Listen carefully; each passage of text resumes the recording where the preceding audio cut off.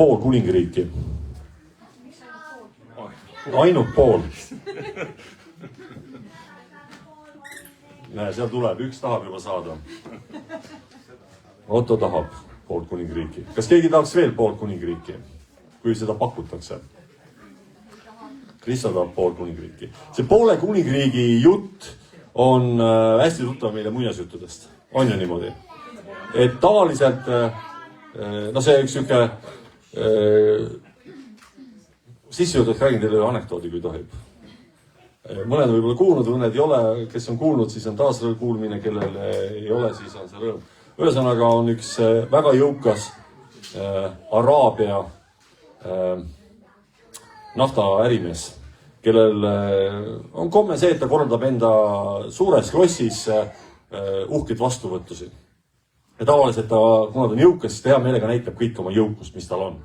Ta näitab oma autoparki, autos ei ole tal vähe, ta näitab oma kullakollektsioone, mida saab kõike kullast teha, ta näitab oma väikest loomaaeda. Ja siis jalutuskäigud on suur seltskond, külalised on tulnud, tal on üks bassein, mudane bassein ja kui nad on selle basseinist mööda minemas, siis korra keegi küsib, et kuule, et mis bassein see sul selline on, niisugune suur ja mudane. Ja siis ütleb, et see on selline bassein, et siin sees elab üks hästi näljane krokodil. Ja ma olen teinud nagu mõnikord oma külalistele sellise väljakutse, et see, kes julgeb sinna basseini hüpata ja ujuda ühest otsast teise ja eluga välja tuleb, see saab valida, kas ta saab minu ettevõttes tegevjuhiks, kas ta saab poole minu aktsiapakist või ta saab loa abielluda minu tütrega ja see tähendab seda, et ta pärib pärast kogu jõukuse, mis mul on, sest mul on ainukene tütar. Ja tütar on abiellumisealine. Ja noh, kõik nagu mõtlevad, selline väljakutse, kõik ehitavad õlgu ja lähevad edasi ja korraga kuulevad sultsatust. Ja märkavad, et üks noor kutt on vette hüpanud ja hakkab meeleheitlikult ujuma. Ujub ja siis märgatakse, kuidas basseini ühest järvast krokodilli pea tõuseb korra ülesse, suur saba lööb hooga ja hakkab selle poisi poole ujuma. Ja see noor kutt ujub ja vaevalt jõuab sinna basseini teise äärde, jõuab ennast üles tõmmata, krokodill lööb oma lõuad, aga ei saa mehest kinni. Kõik on jahmunud. Ja see rikas naftav seik on ka väga jahmunud. Täiesti, mis nüüd toimus. Siis ta küsib, et mida sa nüüd siis tahad saada? See mees kutt mitte midagi ei ütle, lihtsalt hingeldab. Täiesti on näha, et tal nagu viimased jõuraasud on pannud mängu. Ja seik küsib, tõenäoliselt sa tahaksid minu firmas saada tegevjuhi koha. Ütleb, et ma ei taha, mul on normaalne töökoht olemas ja ma ei taha suur töökoht. No okei, ma saan aru, sa oled siuke terav poiss, terav pliiats, et investeerimine, et tegelikult ongi mõistlikum. Mul on väga head aktsiaportfellid, väga hea tootlus, et loomulikult saan aru, et ma ei taha su aktsiaid ka. No muidugi ma saan aru, minu tütar printsess ja tulevikku, ma saan aru, et kuidas sa mõtled. Olen ise ka noor olnud, et okei, et mu tütar on siin, sa võite ka belluda. Tead, ma ei taha su tütart ka, et mul on juba tüdruk olemas ja mul on kõik hästi. Siis küsib, et mida sa tahad siis? See kutt ütleb, et ma tahan teada selle tüübi nime, kes mind sisse lükkas. Et mõnikord on see pool kuningriiki on veider olukord. Nüüd piiblis on ka üks lugu, kus tegelikult see sama pakkumine, kus pakutakse pool kuningriiki, on täiesti sees olemas. Ja seal on üks noormees, kes tahab ka pool kuningriiki ja seda pool kuningriiki talle veel ei anta. Niimoodi. See lugu on kirjas piiblias kõige kummalisemas raamatus. See on ühes piibli raamatus, mida mõnikord on ka tahetud piiblist välja jätta. Tegelikult piiblis on 2 raamatut, mida on piiblist välja tahetud jätta. Üks on sellepärast, et ta on liiga erootiline. Ja näiteks juudi poistel, usklikel juudi poistel, kui nad ei ole 18 saanud, ei soovitata lugeda näiteks ülemlaulu. Et on liiga erootiline. Aga see teine raamat on selles mõttes see omapärane raamat, et seal ei ole mitte kordagi räägitud Jumalast. see on Esteri raamat. Mitte kordagi pole mainitud Jumalat. Ja piiblis sees selline raamat, kuidas kõlbab siis. Aga selles raamatus, terve see raamat on üks erakordselt oluline lugu ja siia naiste päeva see sobib, kuigi jah, kui võtta naistepäeva ajaloos, siis Annaga tulime siia ja siis arvutasime, et see naistepäev, mida me tähistame, siis selle mõte oli omal ajal see, et naistel oleks võrdsed võimalused tööl käia. Traktoriga põldu künda, ehitusel plokke laduda, segu teha, sepaks saada, et mehed ja naised on võrdsed ja tegelikult ka see, et kõik need sotsiaalsed garantiid, mis tegelikult on ka ääretult oluline. Aga piiblis selles Esteri raamatus on see, ütleme, see naise roll ajaloos, kui oluline see on. Mõnikord, kui me loeme ajalooraamatud, meil jääb mulje, et see on ainult meeste ajalugu. Aga kui lugeda põhjalikumalt ja seda, mis ajalooraamatutest jääb välja, siis on naistel inimkonna ajaloos sama määrav ja mõnikord isegi määravam roll kui meestel. Ja siin on nüüd üks selline lugu. See lugu räägib sellest, kuidas ma hästi lühidalt loon selle tausta lahti, et on oma aja suur riik, võimas riik, Pärsia impeerium, mille selles Esteri raamatus öeldakse, et Pärsia kuninga selles maavaldus ulatus Indusest või India jões, Indiast, ehk siis tänapäeva Pakistani aladest kuni Etioopiani. Tohutu suur maala. Seal elas 127 erinevat rahvusgruppi, erinevat keelt räägiti selles. Ja see on nüüd selline aeg, kui te teate ajaloos seda perioodi, või midagi, kes on filmi 300, kuidas spartalased kaitsevad ennast pärslaste eest. See sündmustik toimubki just vahetult ennem seda, kus Pärsia kuningas Xerxes on plaanimas ette suurt sõjakäiku kreeklaste vastu. Ja ta korraldab ühe suure peo, tohutu suure vastuvõtu. Ja seal on palju alamaid. Ja sinna peole kutsub ta ka enda kuninganna. Aga kuninganna ei taha peole tulla. Ja siis on olemas, õukonnas olid sellised tegelased, kelle nimed olid eunuhid. Eunuhid olid tavaliselt ajaloos väga tähtsad mehed. Nad olid mingis mõttes meeste maailmas justkui tähtsusetud mehed, sest nad olid kastreeritud vastu nende tahtmist, nende suguorganid olid maha lõigatud.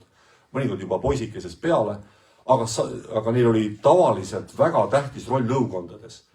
Sest kuna neil ei olnud võimeline laps, nad ei olnud võimelised laste sigitamiseks, siis tähendas seda, et neil puudus isiklik ambitsioon, et ma tahan võimule saada, et oma järglastele saada, sest järglasi ju ei ole. Ja tavaliselt eunuhid olid kuningate nõuandjad, nad olid kuningate lähimas ringis ja nende ülesanne oli sageli ka vaadata kuninga haaremi üle. Ehk siis tolle Aasia valitsejatel oli lisaks, et sul on kuninganna, oli sul tavaliselt veel palju liignaisi.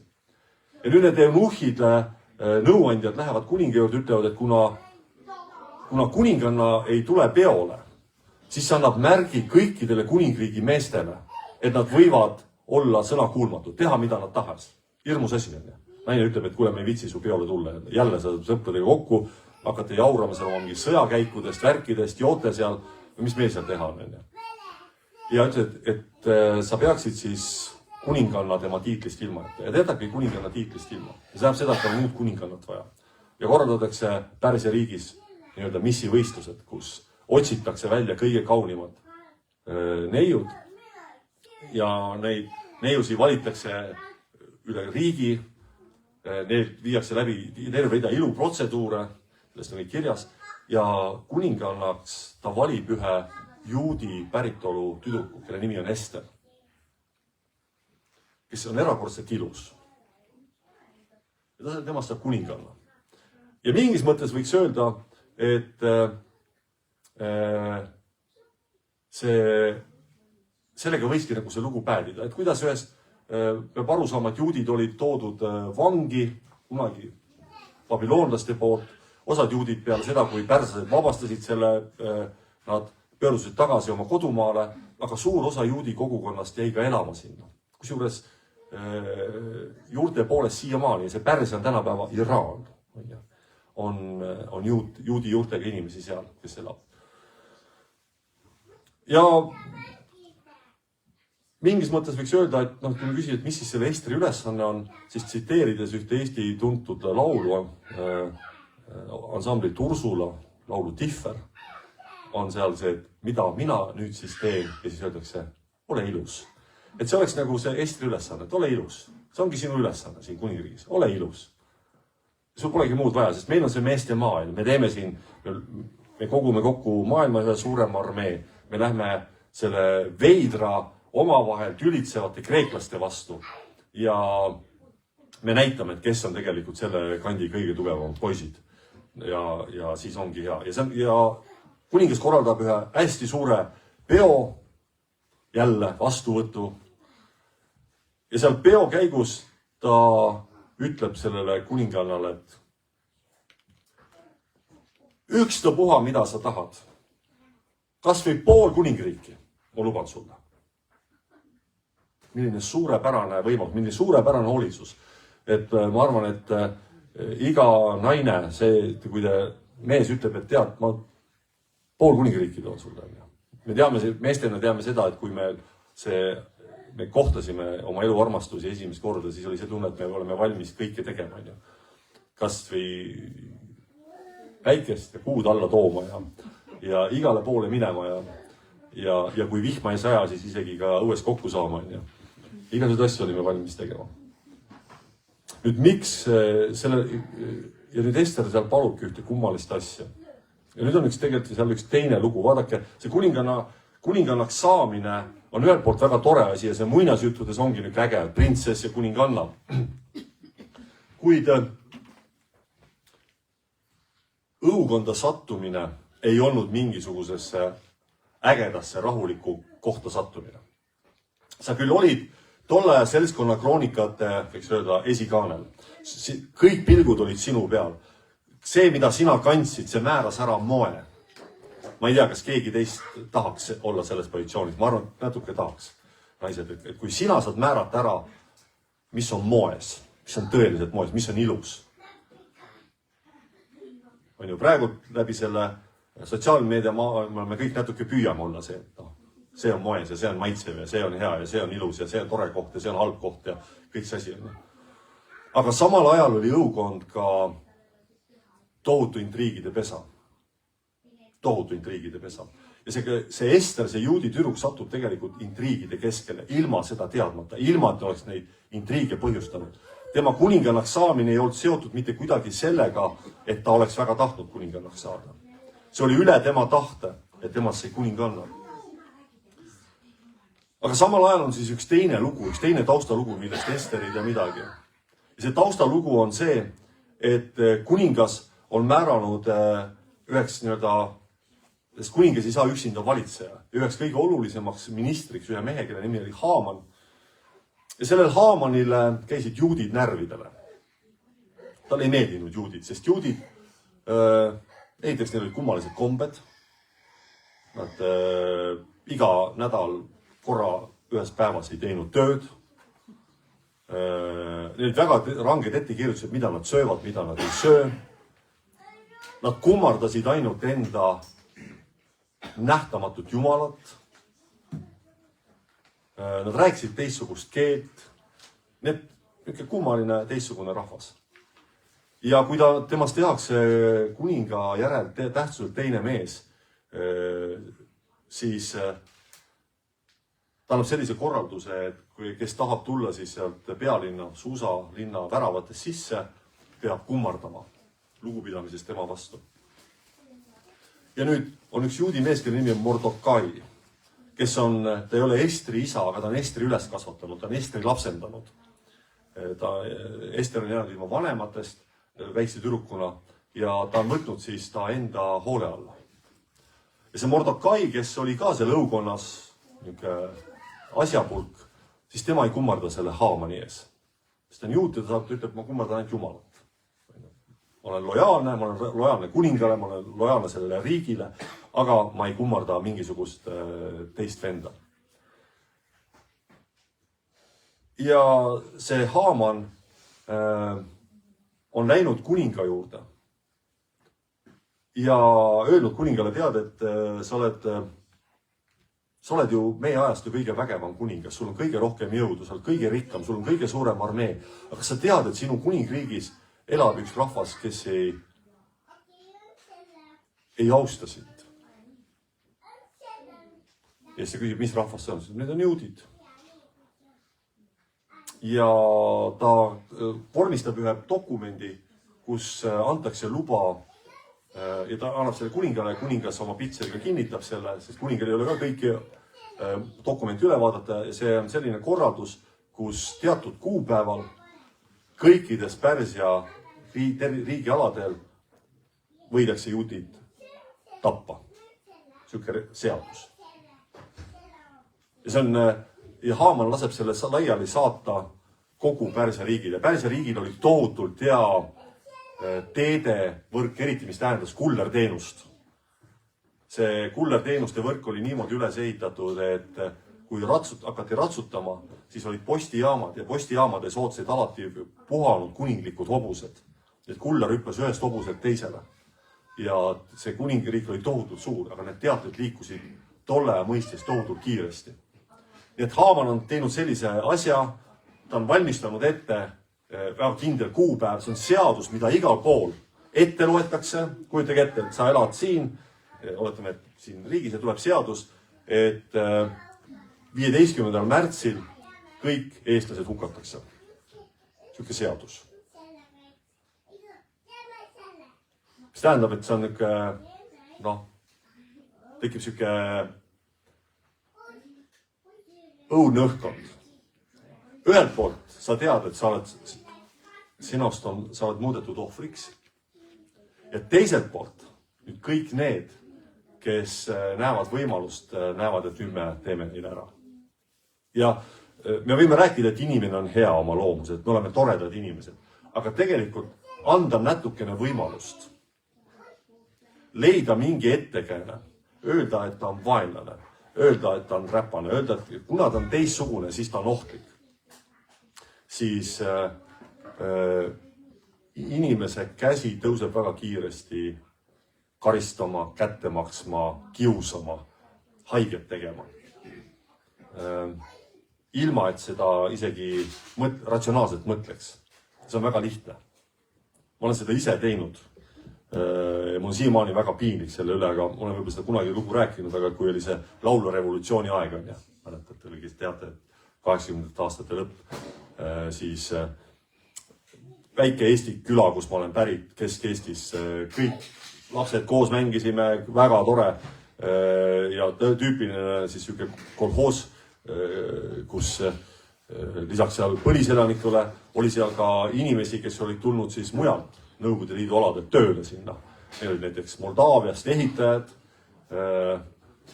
meil oli seal inimesi, kes olid Valgevenest pärit, Ukrainast, Venemaalt ja kuna see oli keset Eestit, siis need inimesed õppisid ära ka eesti keele.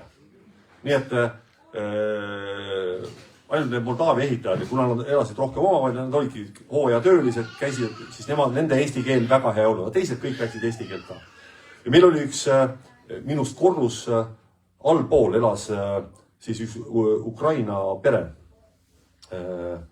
Ja seal oli üks tüdrukile nimi oli Tanja. Peaaegu minu vanune. Väga hästi saime läbi.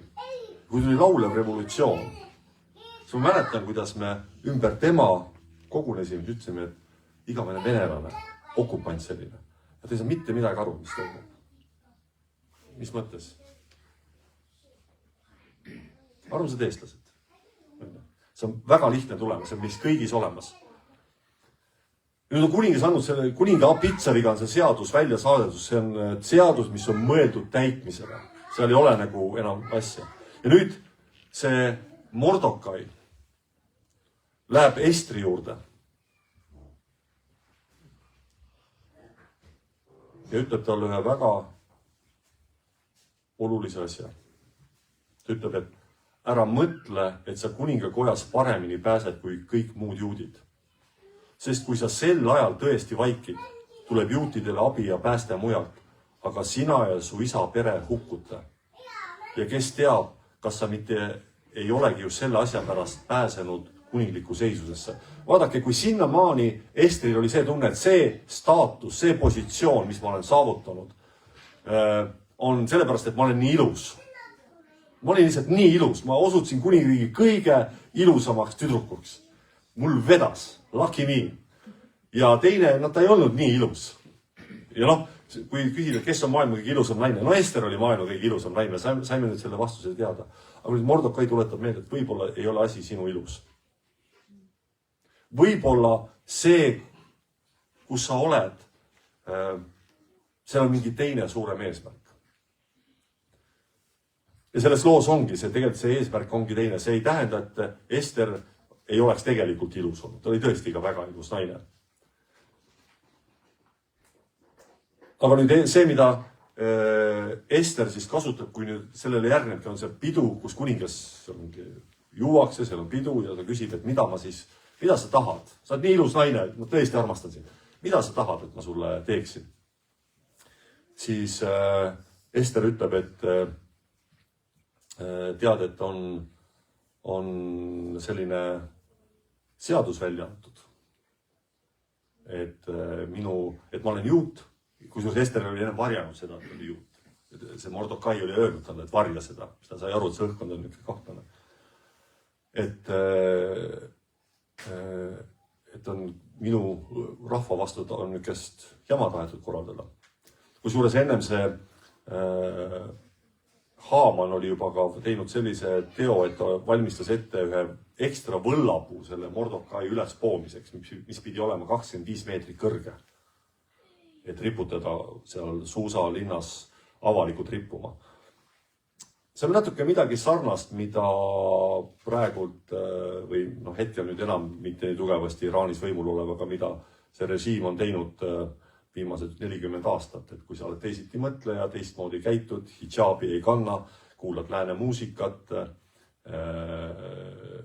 ei ole nii moslem, kui sa pead olema, siis sellist asjadest võidi samamoodi suurte kraanade otsa inimesi üles pooda. Need avalikud hukkamised, et sa kõnnid Teherani tänaval ja sa näed, kuidas on suured kraanad, inimesed ongi üles poodud päris. Lihtsalt sellepärast, et sa kuulad rock and roll muusikat, lääne muusikat, võis olla põhjus.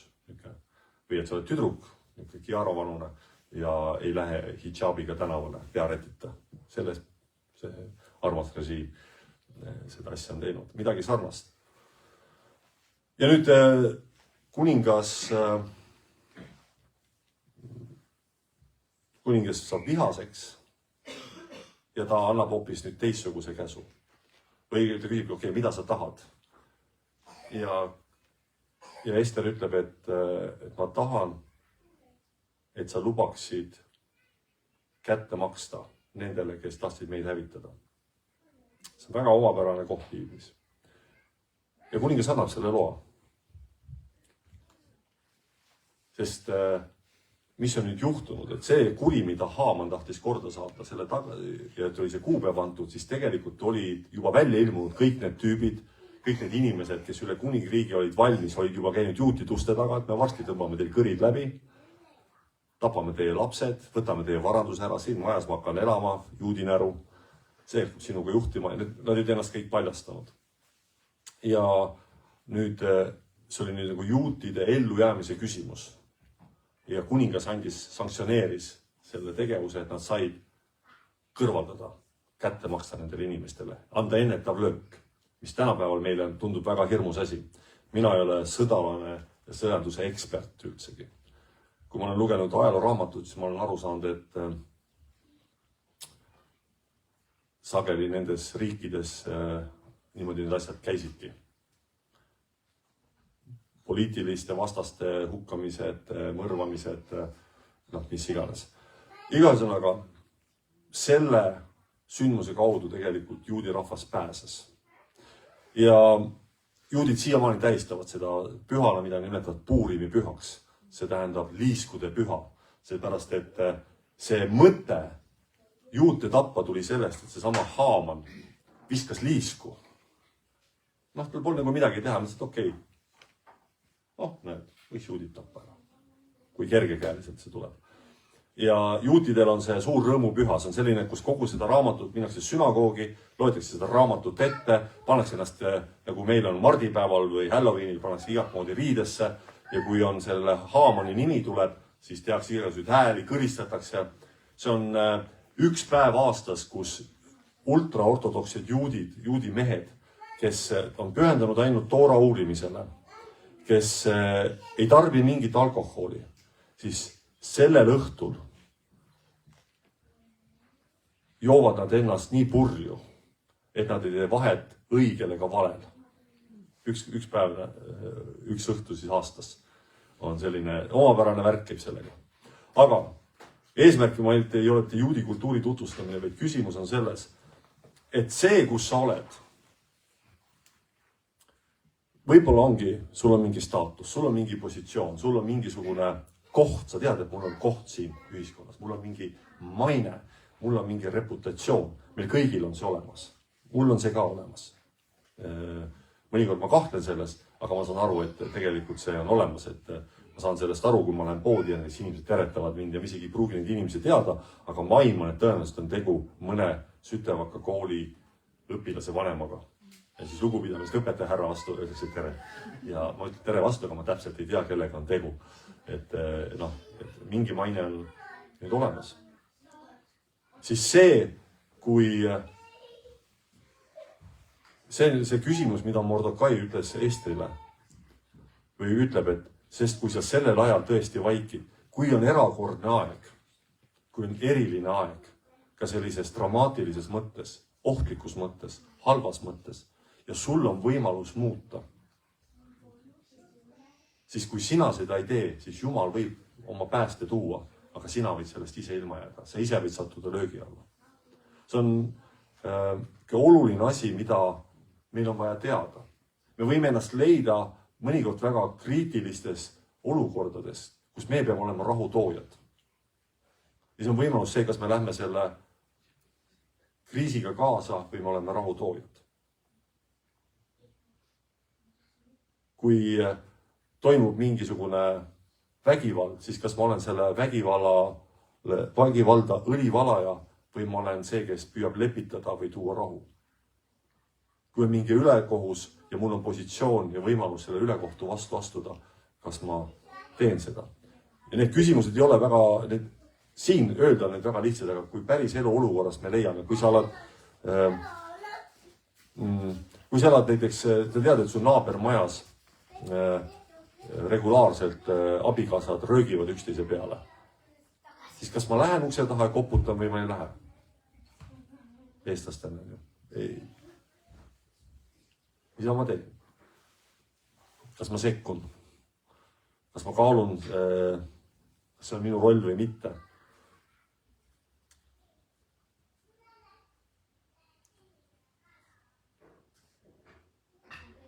Meie staatus, meie positsioon, meie ilu, meie välimus, meie jõukus ei pruugi iseenesest ühel hetkel mitte midagi tähendada.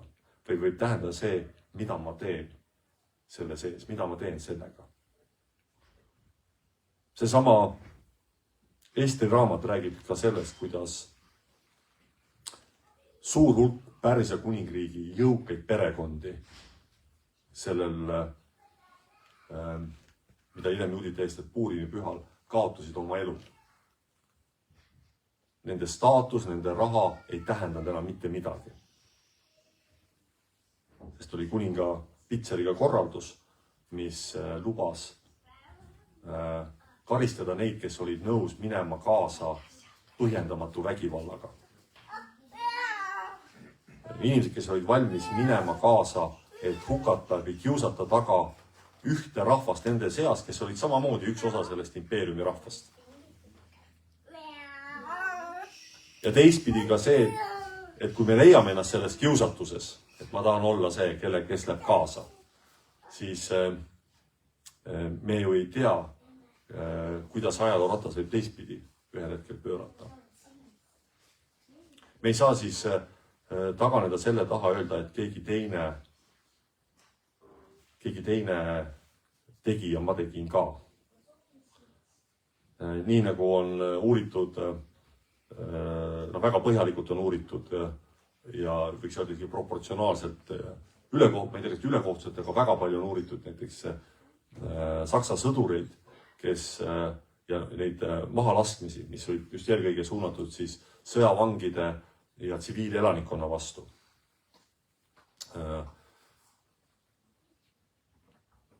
Siis mitte ühtegi dokumenti ei ole, kus oleks kedagi sunnitud osalema mahalaskmistel. See oli vabatahtlik. Sa võid saada võib-olla pudel konjakit pärast või paki suitsu, aga sa võisid keelduda sellest. Sa võid öelda, mina selles ei osale. Ma ei taha seda teha, ma ei talu seda, see on ebaõiglane, see ei sobi, see on vale. Ja kõige hullem asi, mis suga võis juhtuda, on see, et su enda väeüksusesse pandi kartulit koorima.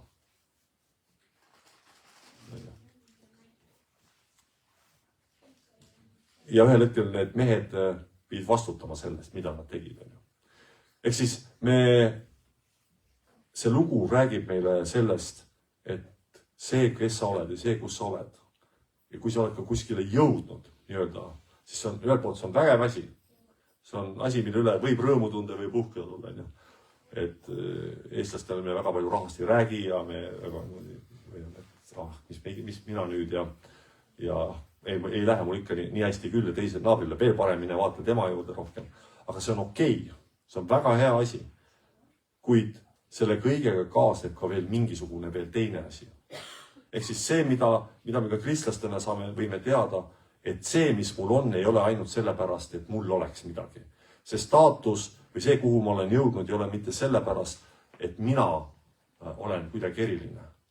Vaid nii, nagu Mordokai ütleb Estrile, kes teab, kas mitte ei ole just selle asja pärast sa pääsenud kuningliku seisusesse. Just selle olukorra pärast oled sa seal. Just selle pärast oled sa sellel ametikohal.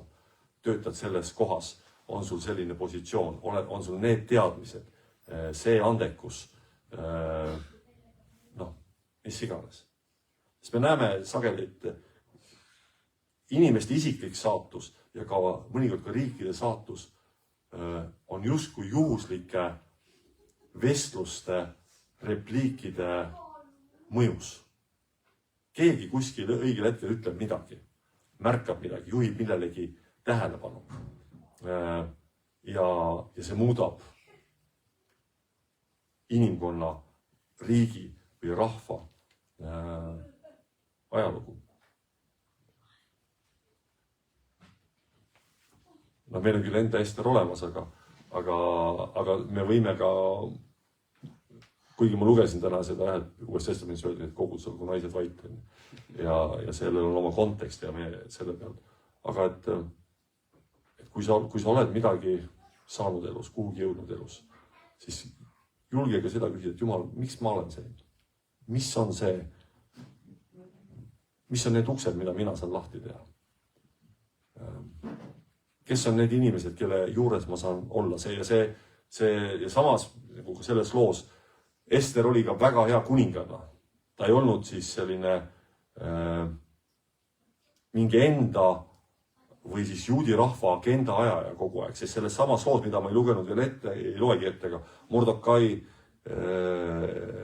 ka või kuninganna ütleb, et kui kuningas oleks saanud korraldase, et kõik juudid tuleb orjaks muuta uuesti või sulaseks muuta, siis me selle pärast poleks isegi häält tõstnudki. Aga küsimus oli meie ellujäämises, rahvuse ellujäämises. Tähendab, see ei olnud see, et meil on mingi enda agenda ja ma tahan nüüd enda agendat ajada. Sinu roll ei ole ajada kuskil sool- ja valguskoguduse mingit eriagendat, oma töökoha kaudu, et pääseks ligi mingitele parematele asjadele, absoluutselt mitte.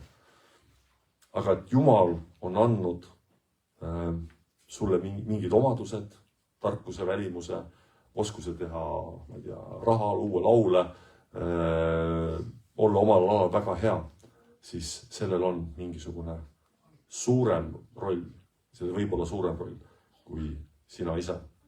Et selle vägeva naise Estri looga, siis see on väga võimas lugu, see on väga äge lugu. Ja muidugi praeguses kontekstis ka, et kui me vaatame neid poliitilisi sündmusi, mis praegu toimub Iraani ja Iisraeli ja seal, siis väga lihtne on meil jääda sellesse lõksu, et me arvame, et on üks selline väikene vastik riigikene, kes kõiki naabrid kiusab ja millegipärast on suur osa Iraani kogukonnast on praegu tänulik.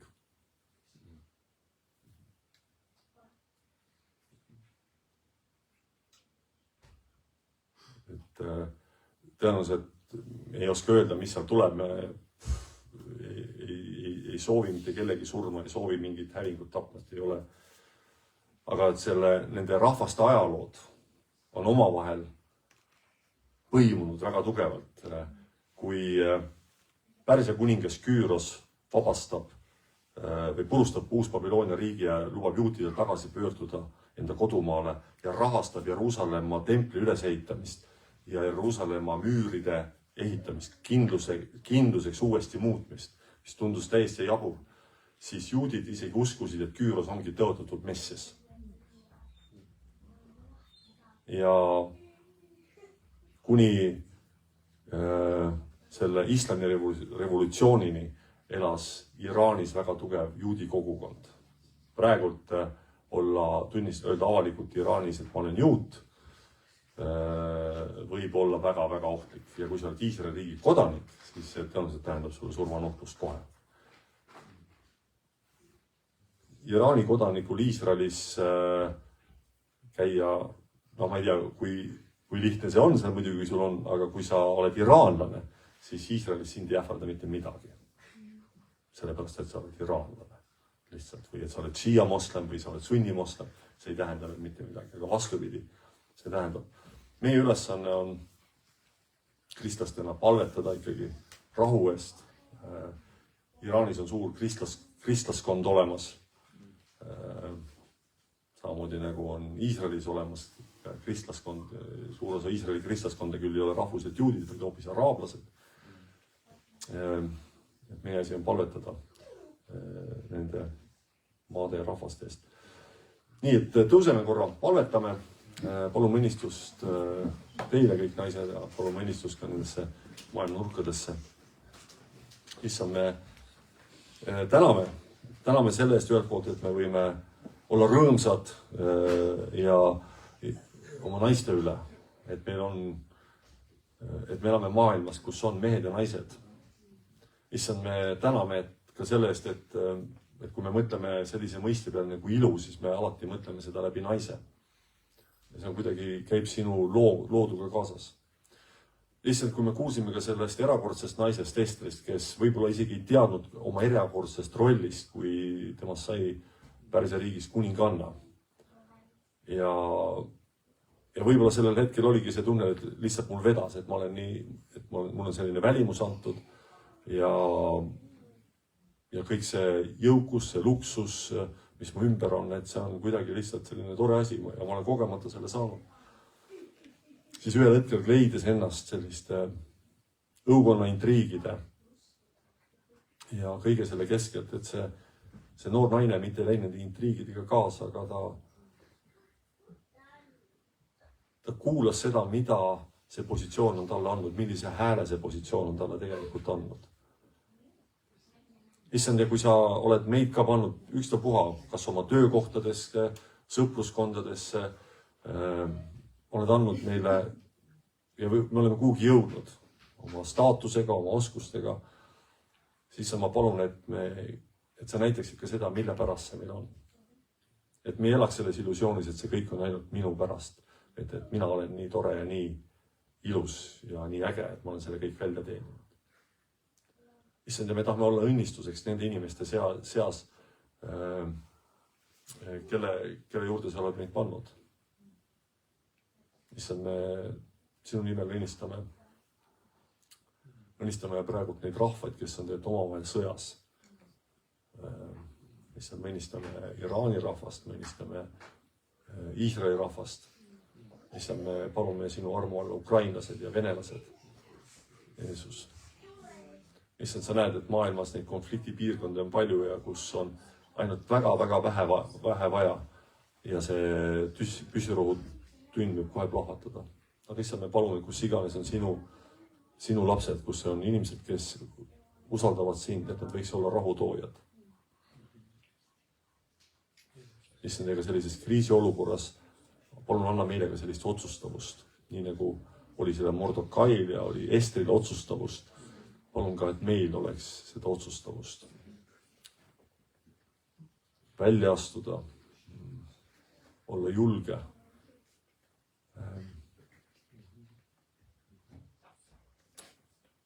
Issand, õnnistame sinu nimel oma maad ja rahvast ka. Aamen.